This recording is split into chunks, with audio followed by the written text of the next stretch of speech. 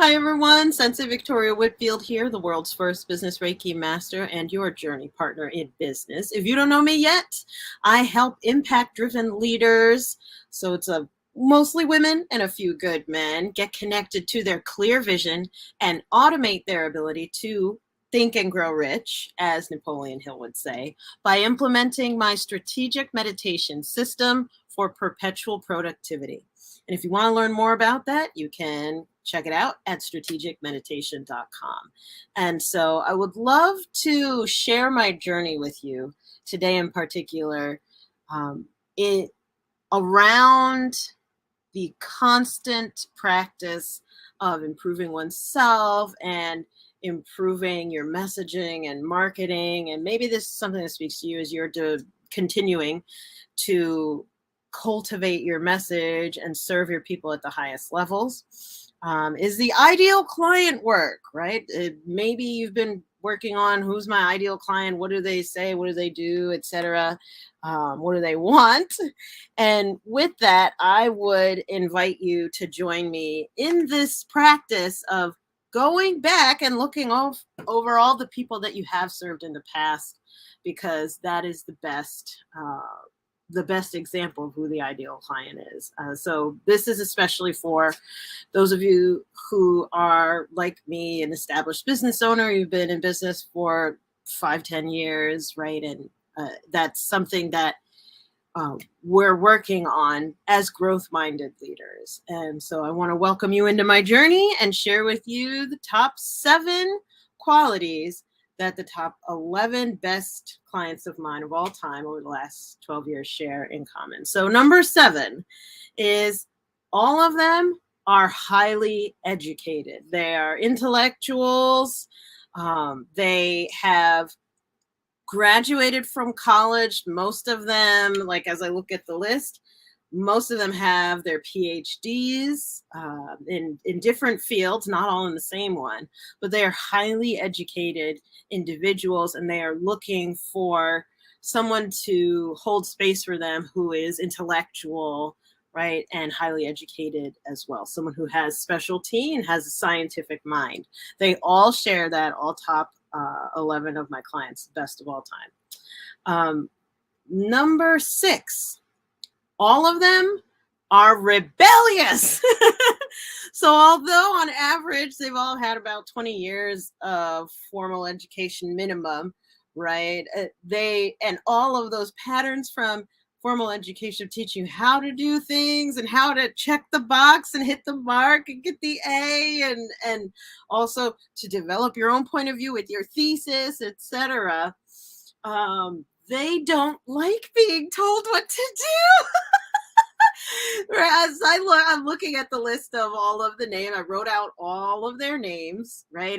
And also what all of their industries are.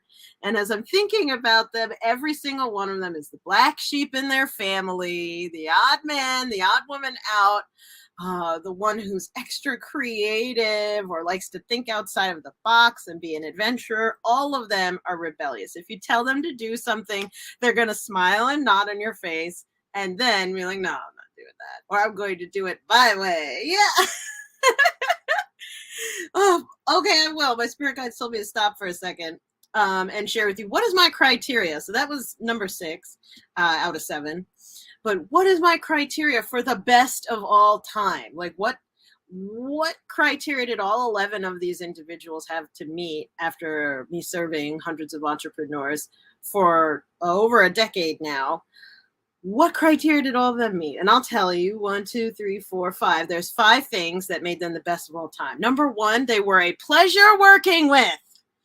Number 1, right? They loved working with me and I loved working with them. It felt really good and deeply resonant. Number 2, they re-upped, right? Okay. And this is powerful because all 11 of them re-upped at the 5-figure investment level. So just so that you know what's the price point that we're talking here of like, oh, not only did they enjoy working with me, but they also did it again. All 11 of them did. Number 3, they referred or publicly endorsed me. So that's another thing that gets them the best of all time, is not only was it great for them, but they also wanted to share the gift of working with me with others, or endorse and say, yes, Victoria's awesome. You need to go talk to Victoria. Even if I don't know what to say when she does, go talk to her. Like, I could tell that you need to talk to her, right? Number 4 is they paid on time or in full, which is super duper duper important. Yes, that qualifies you as being the best of all time. Hello, it's a business. And then finally, the last thing that qualified them to get on this list is that they had the biggest transformations and results working with me. That speaks to my heart, is being able to see the shift and the transformation that the people who work with me have, right? When they decide to implement strategic meditation as a lifestyle, as a standard operating procedure in their business with me, right? They have these awesome transformations, such as moving across country, taking their business online for the first time, making what they used to make in a year and a day, like all of the good things of transformations that they've had. That is what gets them on this list. And that's just like, oh my gosh, I could go on all day of all the transformations my clients had, but that'll be another video.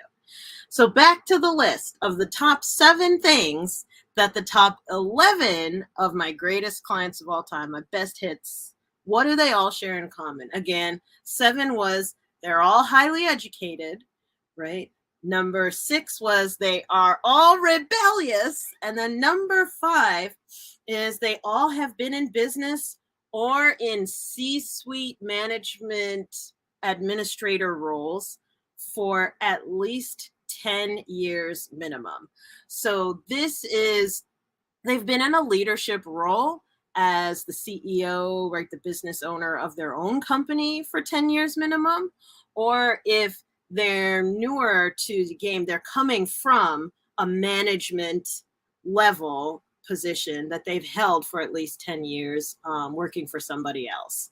That, like, as I look at the entire list, they all share that. I would have to say, yep, 8 out of the 11, it's that was their business. They were in business for at least 10 years. And then for the remaining few out of 11, they were coming from less than 10 years in business, but definitely 10 years minimum being in a management position. They're used to working with others and understanding teamwork makes the dream work. They also take responsibility, right, for the results and the impact being demonstrated. They take responsibility for it because that's the position that they hold and are used to holding, and they want support in being able to do that. So number 4 out of the top 7 things, my top 11 best clients of all time share in common, is that they have previously invested in coaching.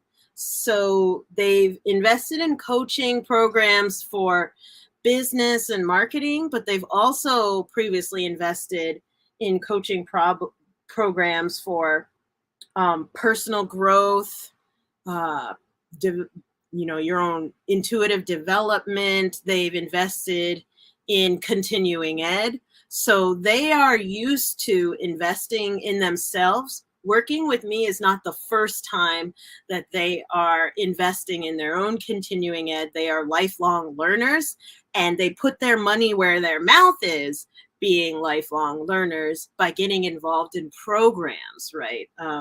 Whether it's private coaching they've invested before, or group coaching. All 11 of them right here are. And by the way, just so that you want to know the demographics, out of the 11, 9 out of the 11 are women, 2 out of the 11 are men. So that's, like, I'm at about a steady 80-20-ish, around 80% women who I serve as leaders, supporting them in implementing strategic meditation, and good 20% are the guys, right? So it's not just like, this is not just for women. And let's continue.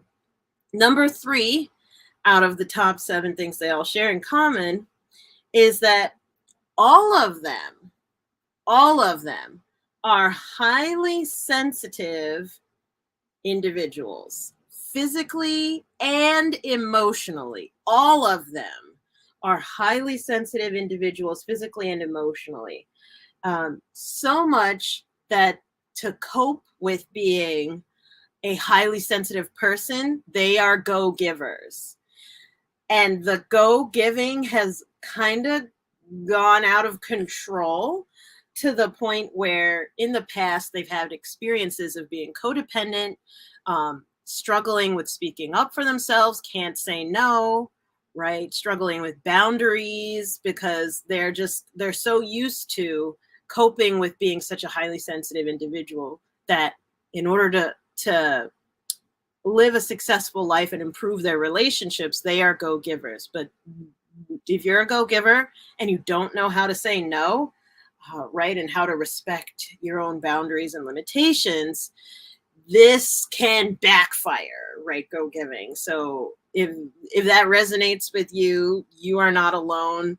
In fact, you are in the top percentile of awesome freaking people out there who have the ability to transform their lives, right? Being a highly sensitive, highly creative, highly emotional person. And what do I mean highly sensitive physically?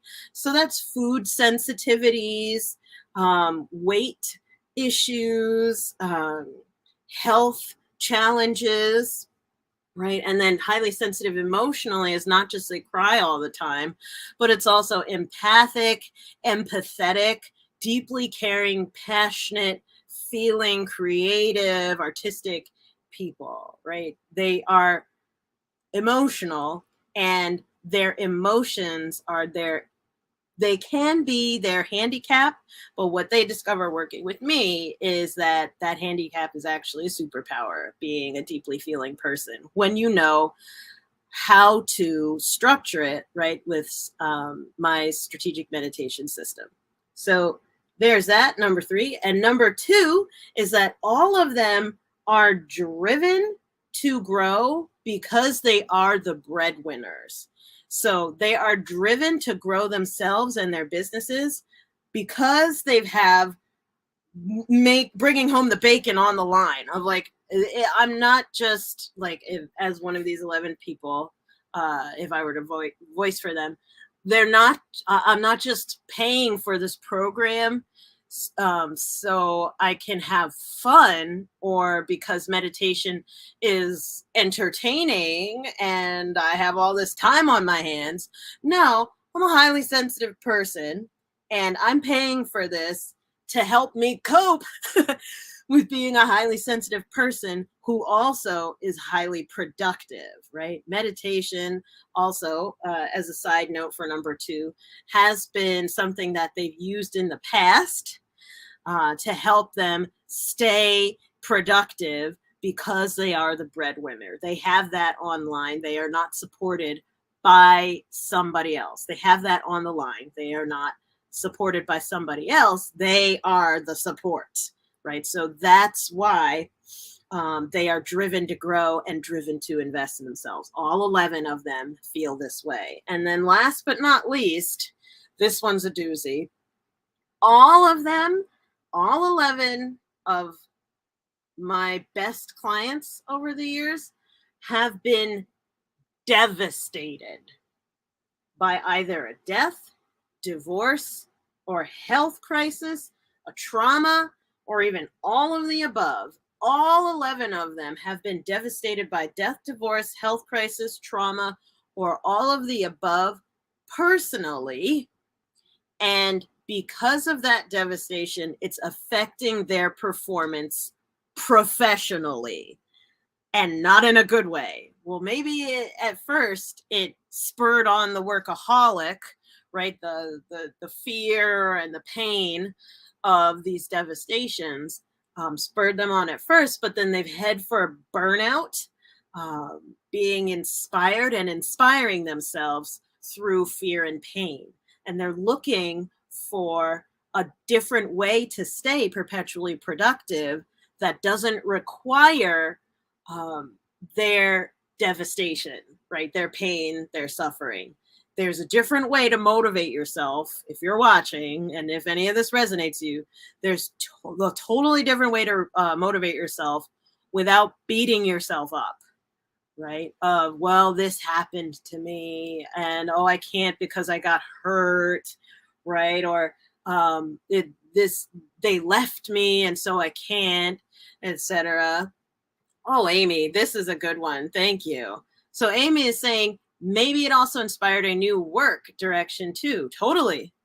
Totally. Like that is something that all 11 of them, like the devastation, whether it was a death, a divorce, a health crisis, or a trauma, it threw a curveball that kind of knocked them off their horse and kind of put them into a different. Hi, Dana.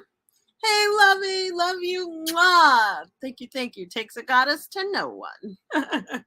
So with that, just in summary, out of all of these 7 things that my top 11 clients of all time after the last 12 years of working with impact-driven leaders, right? Implementing perpetual productivity, using energy systems, right, to support them so that they're fueled and staying that way.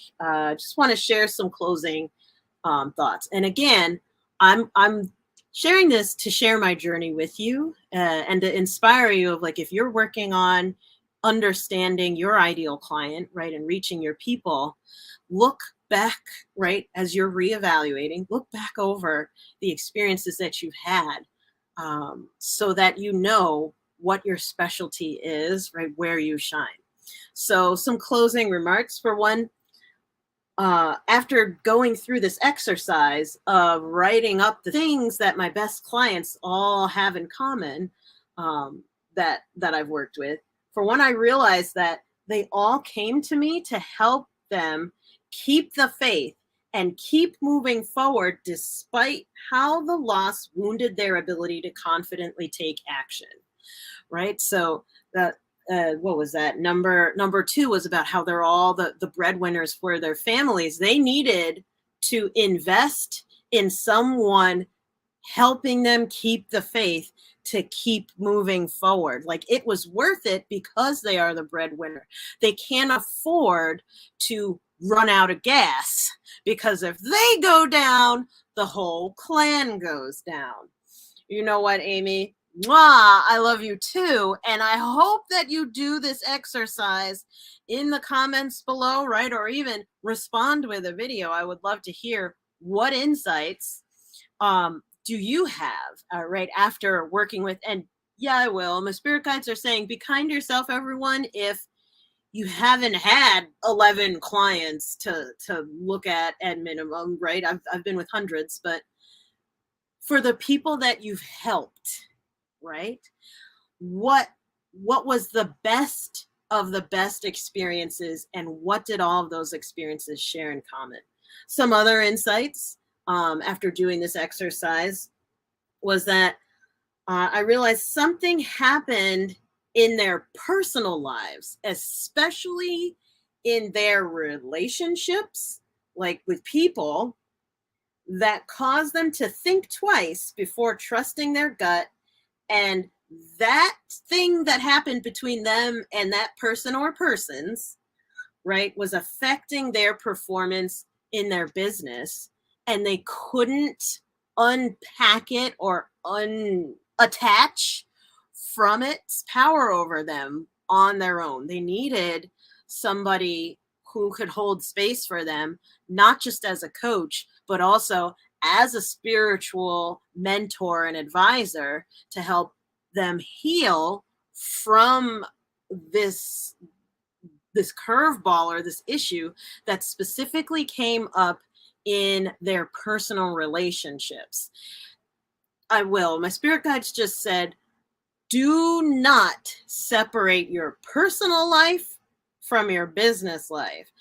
You just because your business is rocking or someone's business is rocking over here, if you look at their personal life, there's some things that can drain the crap out of you or them, right? Don't just assume that, oh, well, because my home life is a shit show, excuse my French, that I'm just going to run from that into my business and everything's going to be fine as long as I keep bringing home lots of money.